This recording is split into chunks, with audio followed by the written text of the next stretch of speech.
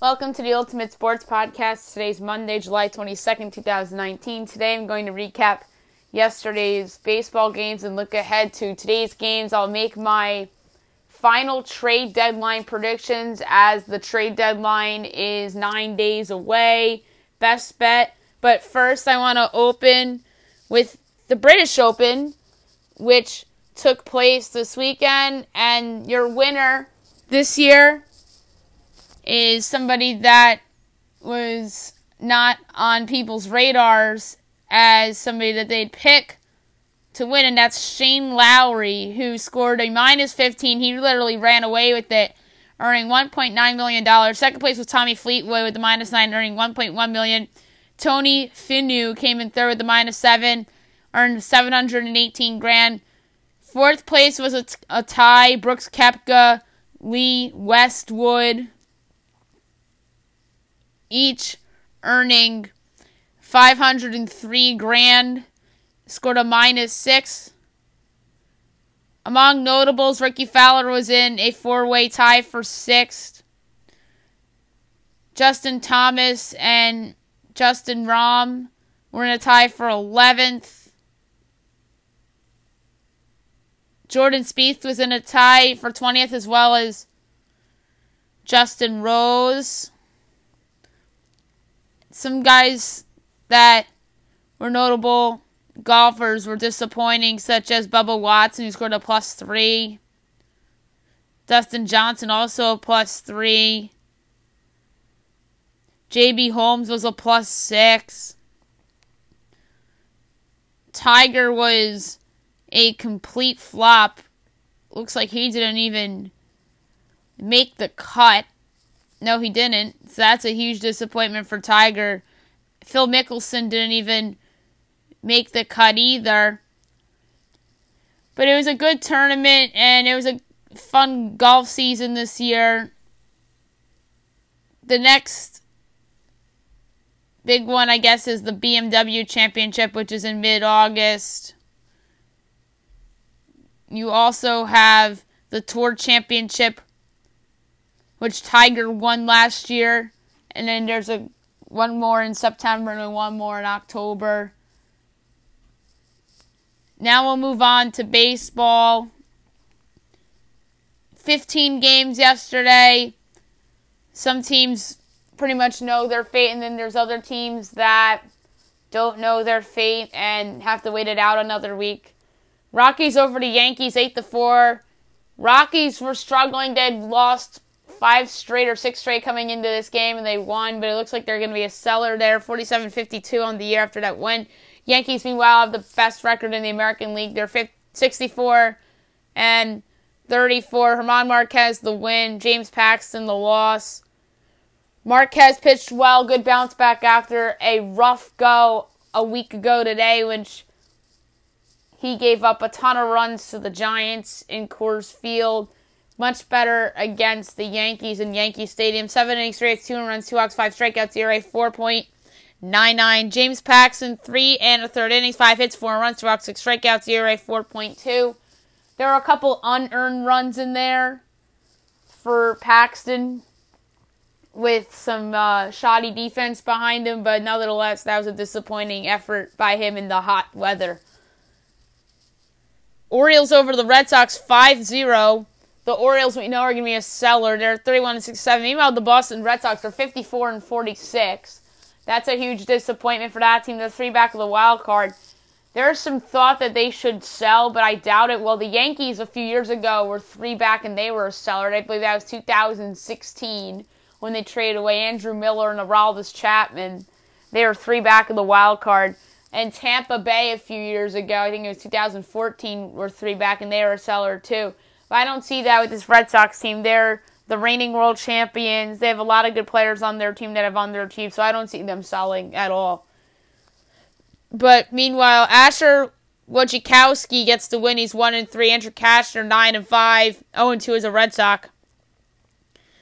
Wojciechowski pitched his best game as an Orioles, 7 1/3 innings, 1 hit, no earned runs, 2 walks, 10 strikeouts, ERA 3.91. The lone hit given up by Wojciechowski was to Rafael Devers. Cashner, 6 innings, 6 hits, 4 runs, 2 walks, 7 strikeouts, ERA 4.19.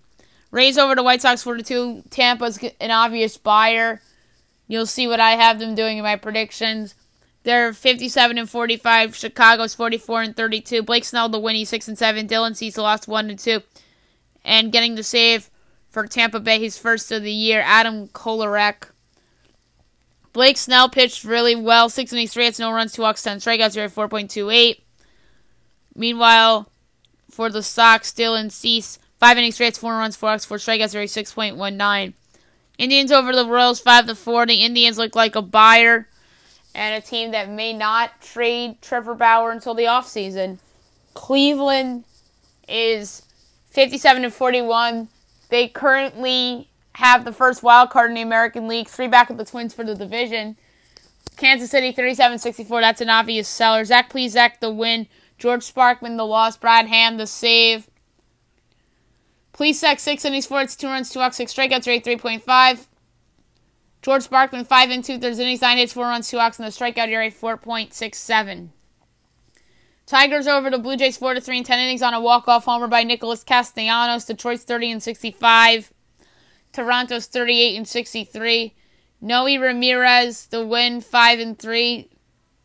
Getting charged with the loss for Toronto, giving up the walk-off homer, Tim Meza. Tyler Alexander started for the Tigers, 7 innings, 3 hits, an earned run, a walk, and the strikeout ERA 2.25. And starting for Toronto was Jacob Waguespack, 5 1/3 innings, 9 hits, 3 earned runs, no walks, 7 strikeouts, ERA 5.68. Cardinals over the Reds 3-1. St. Louis is 51-47. Cincinnati's 44-53. Giovanni Gallegos to win 2-1. Anthony DeSclafani to loss 5-5. Carlos Martinez gets his 8th save of the year. Jack Flaherty started for the Cardinals. 4 1/3 innings, 6 hits, no runs, 2 walks, 7 strikeouts, ERA 4.24. Anthony DeSclafani 6 innings, 4 hits, an earned run, no walks, 11 strikeouts, ERA 4.12. Phillies over the Pirates 2-1 in 11 innings. Go ahead homer by Rhys Hoskins. Phillies are 52-48. Pittsburgh is 46-52. Ranger Suarez the win 3-0. Chris Stratton the loss 1-1. Drew Smyly, new addition for the Phils, got the start. 6 innings, 4 hits, an earned run, 2 walks, 8 strikeouts, ERA 1.5. Getting the start for Pittsburgh was Dario Agrizol. 6 innings, 3 hits, an earned run, 2 walks, 5 strikeouts, ERA 2.25. Astros over the Rangers 5-3. The Astros are 64-37. Texas is 50-49. Getting the win for the Houston Astros, Rogelio Armenteros. He's 1-0 now. Lance Lynn, the loss 12-6. Roberto Osuna gets his 22nd save of the year. Armenteros, 5 innings, 2 hits, an earned run, 2 walks, 6 strikeouts, ERA 1.93. Lynn, 7 innings, 7 hits, 4 runs, 2 walks, 12 strikeouts, ERA 3.93. Twins over the A's, 7-6 on a walk-off single by Max Kepler. Twins are 16-38. Oakland 57-43. Cole Stewart the win, he's 2-1. Liam Hendricks the loss 4-1. That was Hendricks' first blown save since taking over the closer's role. Michael Pineda started for the Twins 5 1/3 innings, 4 3 runs, 5 walks, 8 strikeouts, ERA 4.41. Daniel Megdens 3 1/3 innings, 6 hits, 4 runs, 5 walks, 2 strikeouts, ERA 4.65. Padres over the Cubs 5-1. The Padres are 47-52. The Cubs are 54-45. Cal Quantrill the win. Kyle Hendricks the loss. Adrian Morgan got the start for the Padres. 2 1/3 innings, 3 hits, and a run, no walks, and 1 strikeout. ERA 3.86. Kyle Hendricks 7 innings, 4 hits, 2 runs, 2 walks, 5 strikeouts. ERA 3.41. Giants over the Mets 3-2 in 12 innings on a walk-off homer by Mike Yastrzemski. San Fran is 50-50. Can't write them off yet, even though I think that they will probably still be a seller. And the Mets are 45-54. Getting the win for San Francisco, going to 6-0 in the year. Trevor Gott. Roberto Gesellman gets charged with the loss for the Mets. Starting for the Giants was a youngster, Connor Menez. 5 innings straight, 2 runs, 2 walks, 6 strikeouts, rate 3.6. And starting for the Mets was Steven Matz, 6 innings, 6 hits, 2 runs, a walk, 6 strikeouts, rate 4.75. Dodgers over the Marlins 9-0. LA 67-35, Miami 36-61. Walker Buehler to win 9-1. Jordan Yamamoto to loss 4-1. Buehler 7 innings, 5 hits, no runs, no walks, 11 strikeouts, rate 3.23. Yamamoto 4 innings, 4 hits, 5 runs, 2 walks, 4 strikeouts, rate 2.61. Brewers over the Diamondbacks 7-4. The Brewers are 53-48. Arizona's 50-50. Freddie Peralta the win and getting the loss for Arizona. Yon Lopez dropping the 1-4. Josh Hader gets his 22nd save of the year. Woodruff only went 3 innings. He left the game early due to an injury. I think it was a blister. 3 innings, 6 hits, 4 runs, 2 walks, 3 strikeouts, rate 3.75. Alex Young started for Arizona, 4 innings, 3 hits, 4 runs, 2 walks, 5 strikeouts, rate 2.38. Angels over the Mariners 9-3. LA is 52-49. Seattle's 40-62. Getting the win for LA, improving to 2-0 in the year. Dylan Peters. Yusei Kikuchi, the loss for Seattle. Peters, 5 innings, 4 hits, no runs, 2 walks, 4 strikeouts, rate 2.63.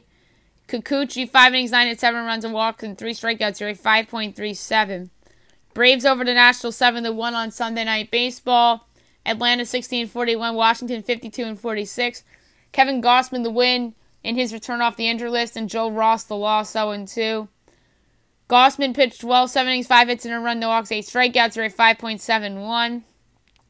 Joe Ross 5 1/3 innings, 8 hits, 3 runs, 2 walks, 6 strikeouts, rate an ugly 9.45.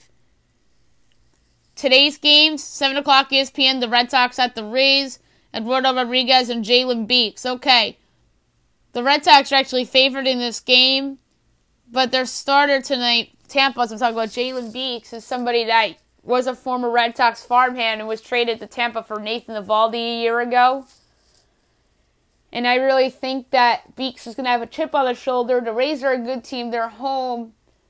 And the Red Sox feel like a team that is under a lot of pressure to win some games this week, especially against Tampa Bay. I'm not convinced that they're going to get the job done. Eduardo Rodriguez has shown some good signs this year as a mid-rotation guy, but I just like the spot for the Rays as a home underdog, so give me the Rays outright tonight at home against their division rivals.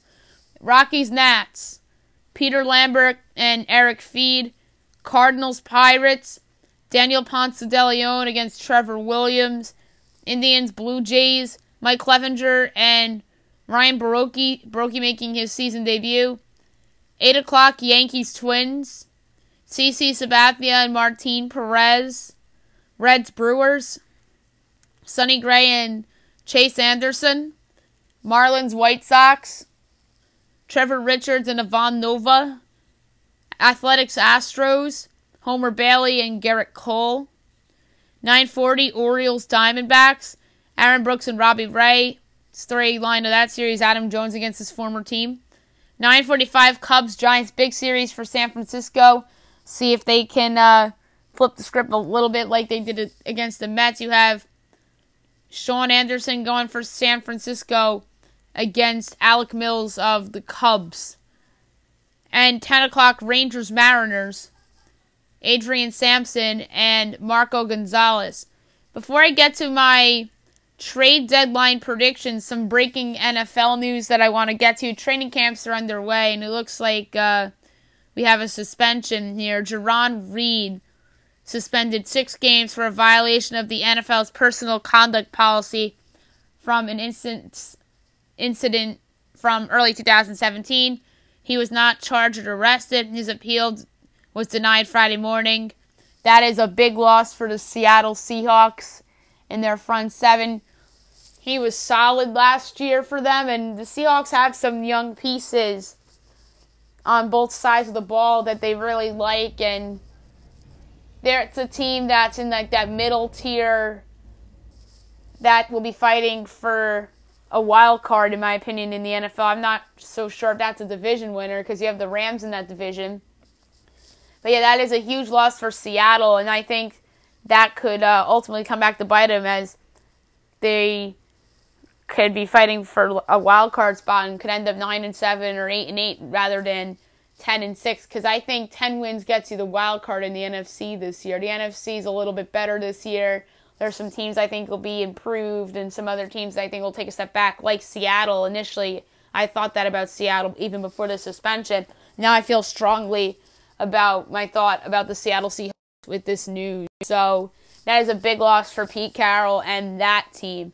And we'll talk more football as training camp gets underway this week and preseason games will start next month. And I'm going to have a lot of guests on the podcast offering predictions and whatnot for the NFL season come August and very early September. And we'll do the same for college football as well, of course. All right, now to the trade deadline predictions. I made 30 predictions, one for each team. There's some predictions that just involves the one team, and there's a couple that have four and are involved in four trades because they have so many pieces. So without further ado, here we go. I'm going in ABC order. First up, the Arizona Diamondbacks. My prediction for them is that they'll trade Robbie Ray to the Oakland Athletics for A.J. Puig, Austin Beck, James Kaprielian, and Gus Varland. Yes, that is a lot for Robbie Ray. The Diamondbacks are asking for a lot for Robbie Ray. I think the Athletics want somebody that could be a stable in their rotation for years to come and that they think has another level to get to. So Robbie Ray, I see, is a very good fit for the Oakland Athletics. The Atlanta Braves acquired Jared Hughes from the Cincinnati Reds for Tristan Beck, Yasiel, De La Cruz, and Jeremy Walker. Hughes has had a solid season on the Reds this year coming out of the bullpen, and the Braves need some help on the back end of the bullpen, and I think they'll get multiple pieces you'll see later in these predictions who else I have them getting. And meanwhile, for the Reds, they cashed in on an asset that may not have higher value than this. The Baltimore Orioles trade Michael Givens to the Los Angeles Dodgers for Mitchell White and Zach Wilman. For the second straight year, the Orioles trade a valuable piece to the Dodgers. This time it's a reliever in Michael Givens. Dodgers need two relievers in my mind, and I won't be surprised if they get a starter too, considering the health of Rich Hill. And they can move Kenta Maeda to the bullpen for the postseason, so I wouldn't rule that out either. Meanwhile, Orioles cashed in on a big asset in Michael Givens, and Mitchell White is somebody that could be a top 5 Orioles prospect right away, and Zach Wilman is another nice prospect that I have them acquiring in this deal. Back to the Robbie Ray thing for a second. Robbie Ray, I'm not convinced that this could be his peak in terms of trade value.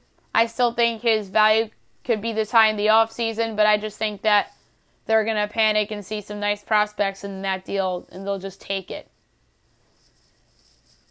The Boston Red Sox acquired Tony Watson from the San Francisco Giants for Dubin Feltman and Bobby Pointer. The Red Sox get a much-needed back arm in their pen. I won't be surprised if they get another one. Maybe you'll see another one in these predictions. Well, Feltman is somebody that is a nice prospect, and Bobby Pointer has seen big league time, so the Giants get two nice arms for Watson. The Chicago Cubs acquire Seth Lugo from the New York Mets for Thomas Hatch and Riley Thompson. Yes, Seth Lugo.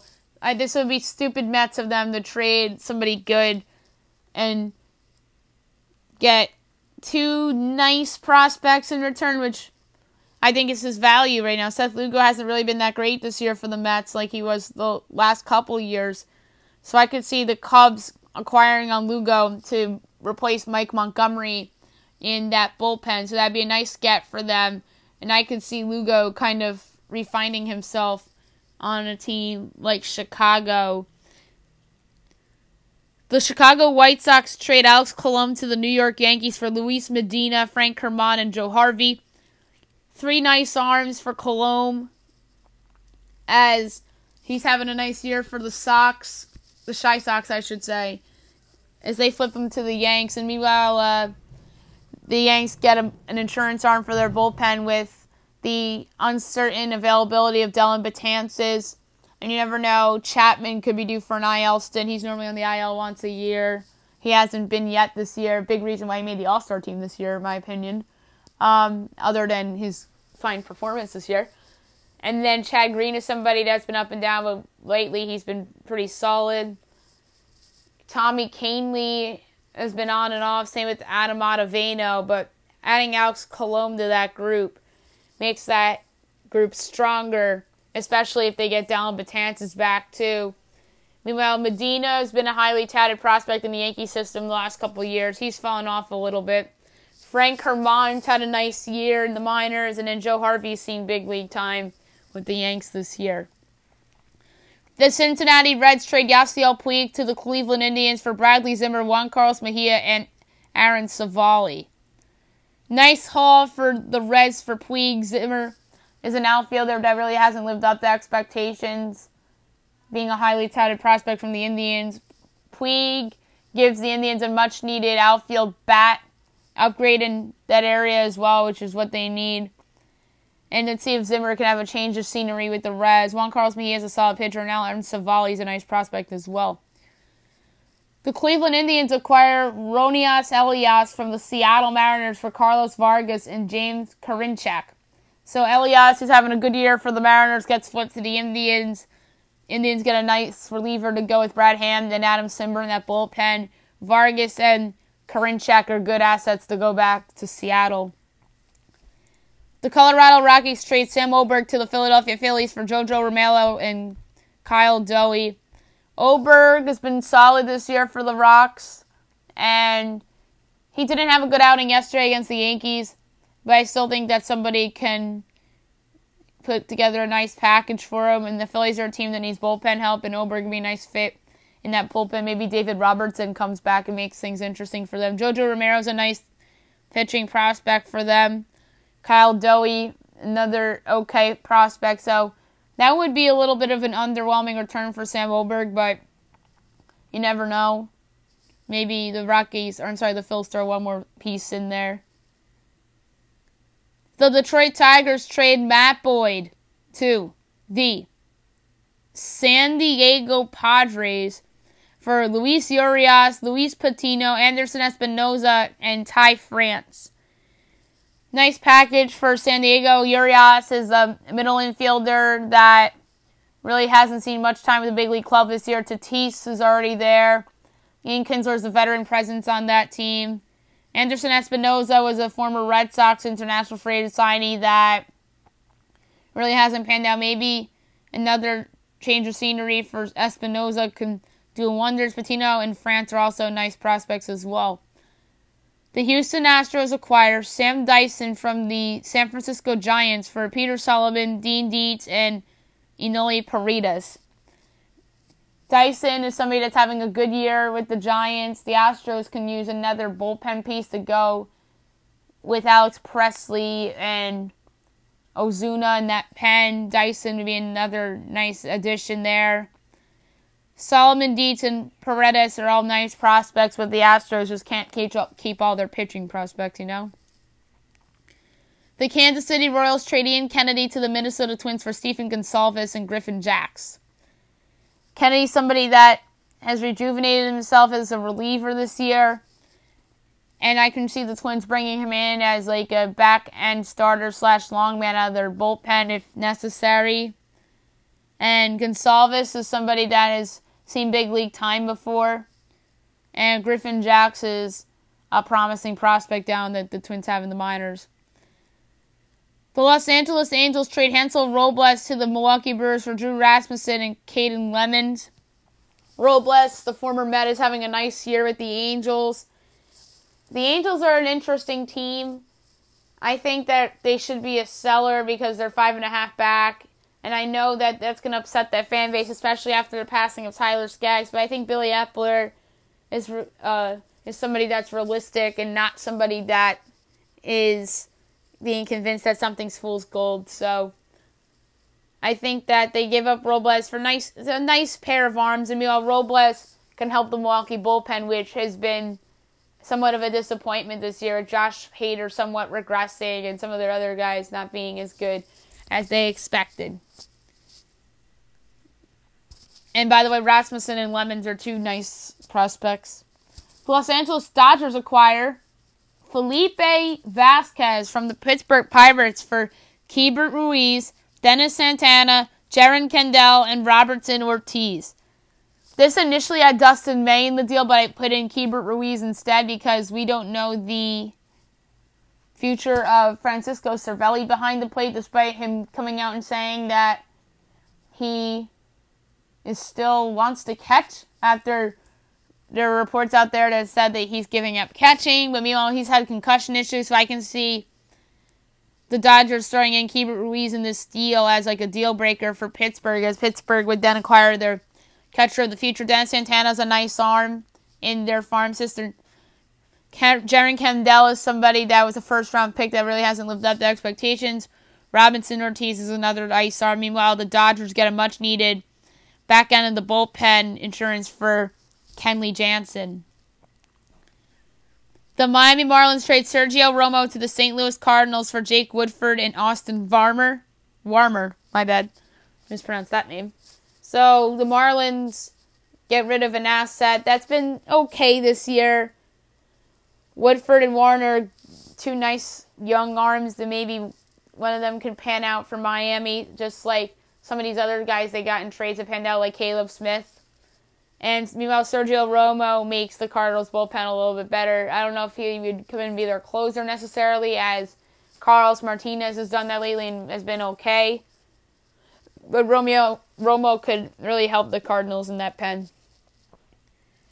The Milwaukee Brewers acquire Zach Wheeler from the New York Mets for Zach Brown, Mika Bello, and Bobby Wall. Yes, Wheeler's hurt right now, and that pretty much dips his value, but I think the Brewers are so desperate to get a starter that they somewhat overpay, but by some people's standards. But I don't really look at this as an overpay. I think it's a fair price considering that Wheeler is hurt right now, and he's been injury-prone throughout his career.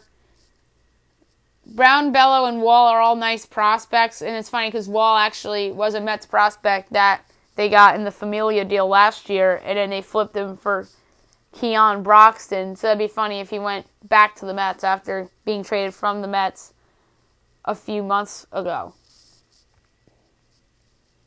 The Minnesota Twins acquire Zach Greinke from the Arizona Diamondbacks for Johan Duran, Jose Miranda, Jorge Alcala, and Luis Rijo. So 4-for-1 deal. 4 nice prospects going back to Arizona for someone that I think they've been dying to get rid of because of his contract. The Twins can take on that salary. They need an ace on top of their rotation to go with Jose Barrios. And Greinke's been in big games before, and I think he can really help a team like the Twins. And I think that's just a perfect fit for him. Big ballpark, and don't have to worry about cheap home runs that much. The New York Mets trade Noah Syndergaard to the Houston Astros for Kyle Tucker, J.B. Bukauskas, Tyler Ivey, and Jose Urquidy. Yes, I have the Mets trading Noah Syndergaard. As much as they've come out and denied it, his name's been in the rumor mill for a while. I think this is when it finally happens. I feel like he's this year's Chris Archer in terms of the big name that is always rumored to be on the move, and it finally does be moved. So, Mets get a nice haul for Syndergaard. Kyle Tucker, future star outfielder by a lot of people's standards. J.B. Bukauskas could be a future middle rotation starter. And Tyler Ivey and Jose Urquidy are nice prospects too. Meanwhile, Syndergaard would slide into the number 3 spot of the Astros rotation.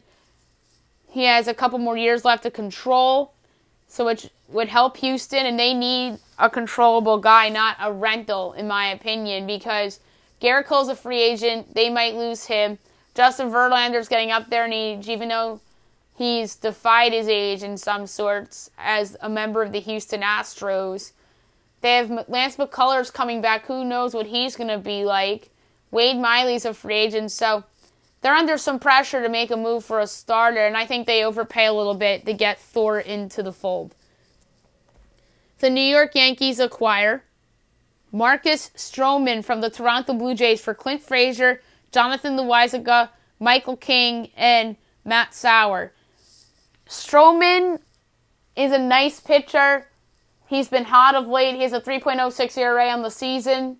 He's somebody that the Yankee analytic people would like. I think they're going to go hard after Trevor Bauer, but the Indians will ultimately keep him and decide that they're going to go for it. So they settle on Marcus Stroman, who would come in and be like, not their number one guy per se. Maybe he would be their one if Severino doesn't come back, but if Severino's back, he could be the number 2 guy. James Paxton 3, Masahiro Tanaka 4, or vice versa. Or put Stroman and Paxton at the end and put Tanaka 2 and Severino 1. So that would be a nice little playoff rotation they have. It's not the ace that some Yankee fans want. A lot of people do want Marcus Stroman. There's some people that want Madison Bumgarner in pinstripes. That's the guy I prefer because of his big game experience. And he's pitching very well right now as well. But Marcus Stroman wouldn't be a bad acquisition for the Yankees. He just has to prove to me and a lot of other people that he can do it on a big stage, such as in New York, for instance. Even though he's pitched in playoff games before, but he didn't really wow anybody in his playoff performances. Clint Frazier, meanwhile, would be a good get for Toronto as another asset. So they would have an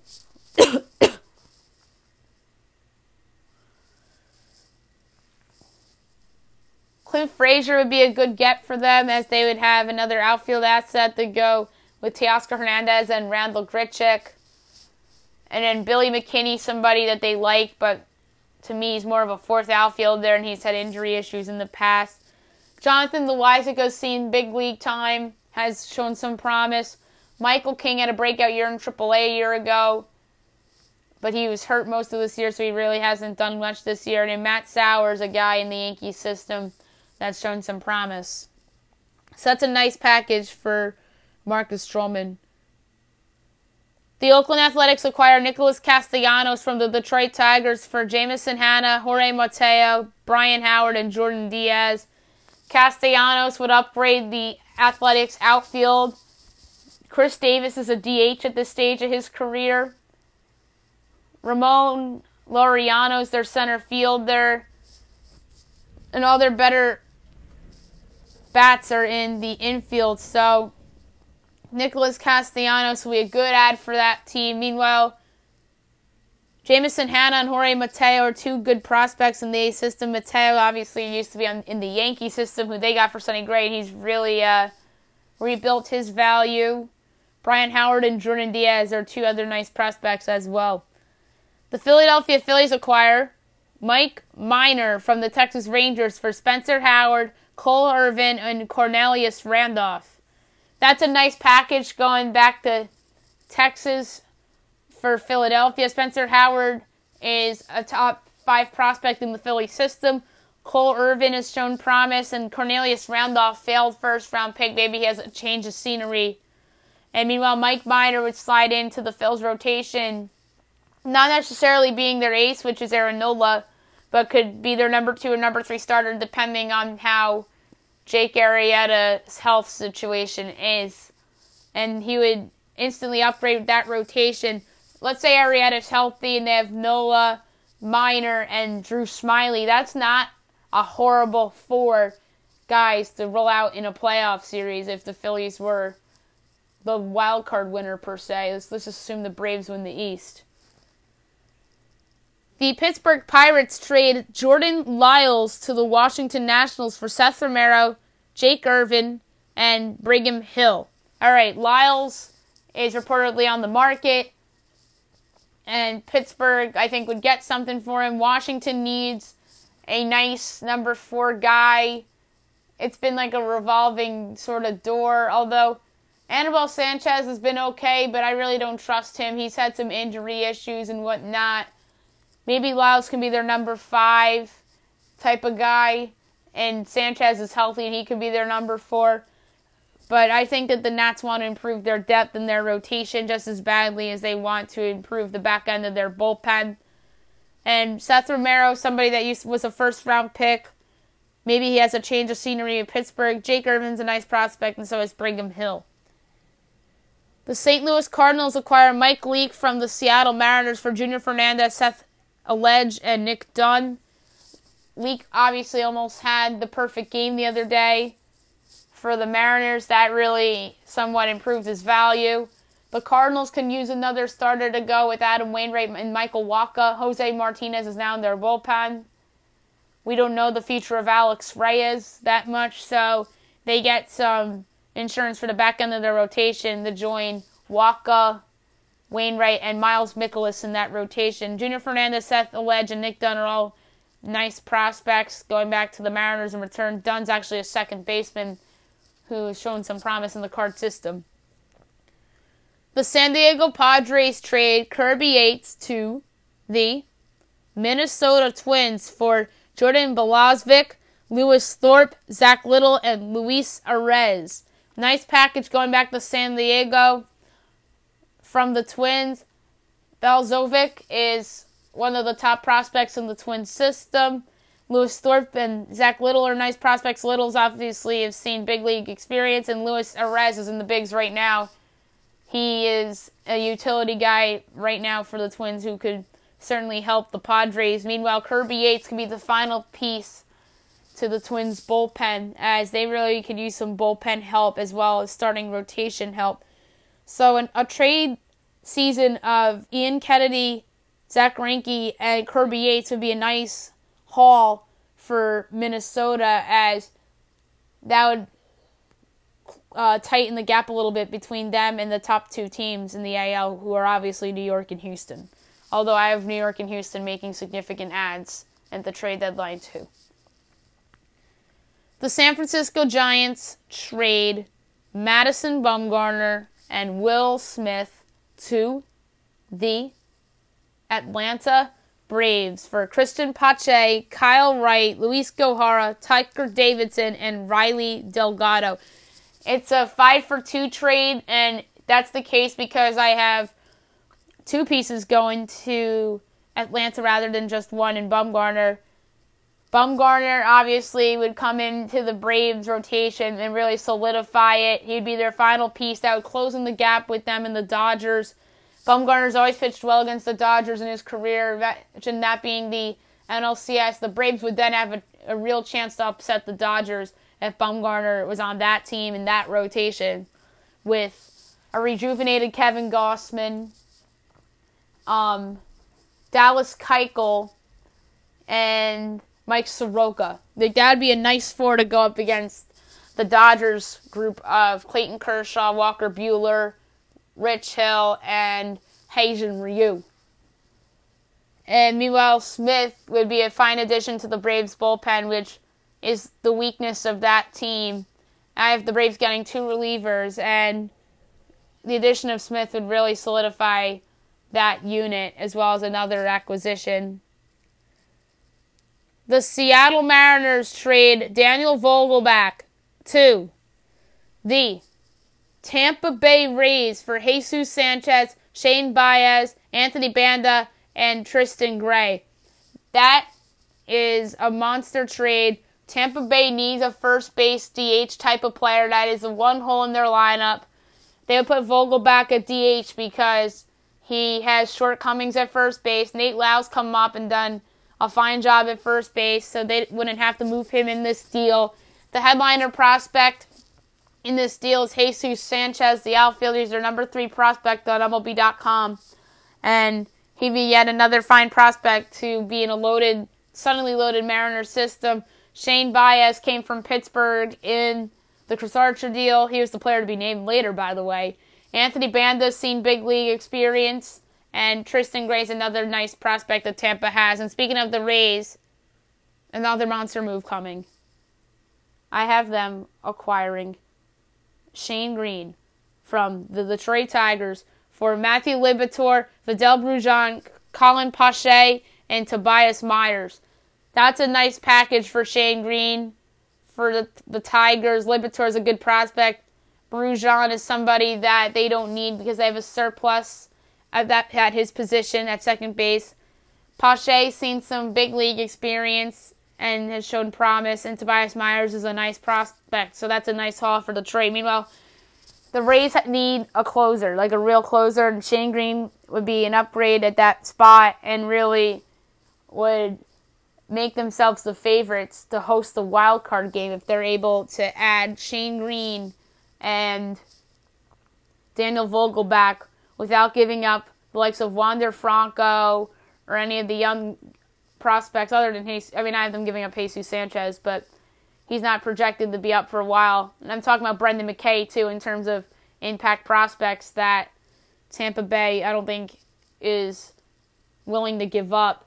So I think acquiring Shane Green and Daniel Vogelbach makes the Rays the favorites to host the American League wildcard game this year, although Cleveland acquiring Yasiel Puig and another possible bat is nothing to sneeze at either. And whatever Boston does could end up doing them wonders too. But all I have them getting is a couple relief arms. So we'll see. The Texas Rangers trade Asdrubal Cabrera to the Cleveland Indians for Yu Chang and Nick Sandlin. The Indians are an interesting team, and I think they need a lot of offensive help. Cabrera can come in and be a versatile player for them. He can play third base, he can play second base. He obviously used to be an Indian, and then the Mets acquired him in, I believe it was 2015. Yu Chang going back to the Rangers, he's a good infield prospect. I almost had Tyler Freeman going back to Texas in this deal, but I think that would be a little too much. But Yu Chang is a good headliner in this deal, and then the other prospect, Nick Sandlin's a nice prospect too. And then let's say if the Indians were to get Asdrubal Cabrera, they can play him at second base, and obviously Lindor and Jose Ramirez at short and third respectively. Carlos Santana at first. Jason Kipnis then becomes your designated hitter, or you can keep Kipnis at second base and put Santana at DH, Cabrera at first, or you can make Jose Ramirez your second baseman, Santana at first, Cabrera at third, Lindor at short, and make, who am I leaving out?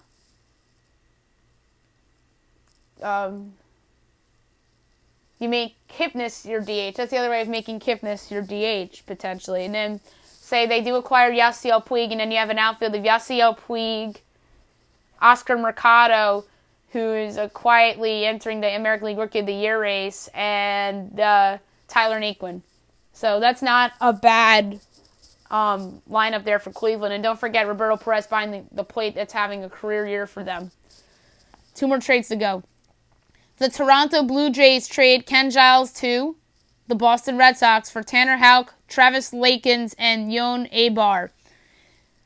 Tanner Houck's a top 5 prospect in the Sox system. He's a pitcher, and he's shown some promise. Lakins and Abar are 2 nice pitching prospects for Boston as well. Meanwhile, Giles would come in and be a closer for the Sox. That would put Nathan Eovaldi in a long man role.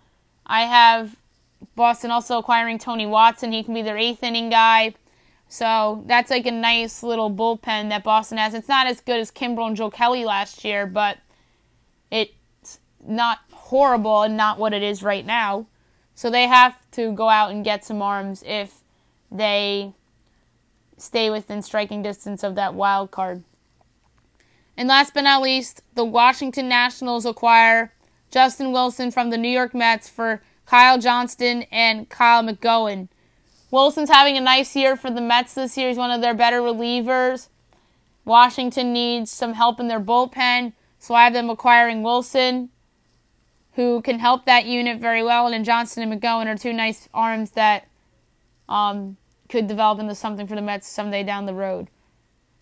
All right, that's it for the trade deadline predictions. Now, best bet of the day, brought to you by FanDuel. 4-teamer today, just short of 4-1, payout of $9.94. I wagered $2 on this. Nationals, Indians, Astros, Diamondbacks. Take that for what it's worth. Tomorrow's podcast, baseball again, and maybe I'll do one more activity. Maybe I'll do trade value rankings tomorrow. Top either 50 or 100 guys who have the most trade value in baseball, including prospects. So that should be an interesting thing to keep an eye out for. And also, I'll have my best bet for tomorrow as well, and any other news that happens in the world of sports. Keep an eye out for the final 10 of my summer evaluations, prospects, and drafts for baseball as well. Hope you guys have a great day, everybody.